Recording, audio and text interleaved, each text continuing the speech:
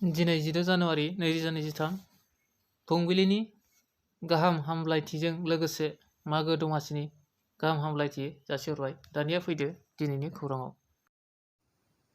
MLA Lawrence इस्लारि बिथाङा बुंदों दि बिटिआरनि इउपिपिएल सरकारा बिटिआरआव फुटबल खेलाखौ लानानै जोबोद गोसो होगासिनो दङ। थांनाय बोसोराव बिटिआरआव आइएसएल फुटबल खेला जानानै थांबाय। बे खेलाखौ लानानै इन्डियानि नेशनेल फुटबल फेडारेशननि चेयारमेनआ जोबोद मोजां मोनदोंमोन आरो बिटिआरनि टीमखौबो चेयारमेनआ जोबोद बाख्नायदोंमोन। बिटिआरनि कक्राझार जिल्लायाव सन्तोष ट्रफी नि फुटबल क्वार्टार फाइनालआ जानो थांगासिनो दङ।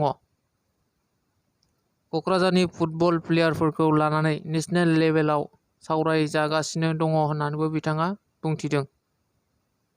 बेनिखायनो कक्राझारावबो फुटबल खेला गेलेग्रा आसाम सरकारा फुटबल स्टेडियाम बानायनो नागिरदों होननानै बिथाङा खौरां बिजोंनि गेजेरजों बुंथिदों।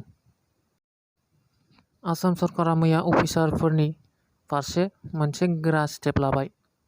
आसामाव जायफोरा कमिशनार आरो सेक्रेटारिएट अफिसार रेंकनि साख्रि मावो बिसोरो अफिस हेडक्वार्टारखौ नागारनायनि सिगां आसामनि चिफ मिनिस्टारनिफ्राय पारमिसन लानो नांसिगोन। मानोना आसामनि गोबां सिनियर अफिसारफोरा रावनिबो पारमिसन लायालासेनो गावसोरनि गोसोबादि अफिसखौ नागारनानै थाङो। नाथाय अफिसफोरा बे बारनिफ्राय आसामनि बाहेरायाव थांबाबो एबा हेडक्वार्टारखौ नागारनानै थांनायनि सिगां चिफ मिनिस्टारनिफ्राय पारमिसन लानो नांसिगोन। पारमिसन मोननायनि उनावसो अफिसखौ नागारनो हागोन। मोनसे दुखुनांथाव खौरां। नेपालनि गंसे उरां जाहाजआ क्रास जादों, जायजों सा 68 सुबुंनि जिउ खहा जादों।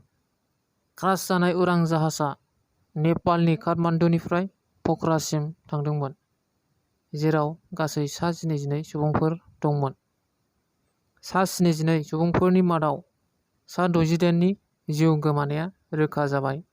सा 68 नि मादाव सा 53 आ नेपालनि, 7 भारतनि, 4 रासियानि, 2 करियानि आरो आर्जेन्टिनानिफ्राय 1, आयारलेन्डनिफ्राय 1, अस्ट्रेलियानिफ्राय 1 आरो फ्रान्सनिफ्राय 1।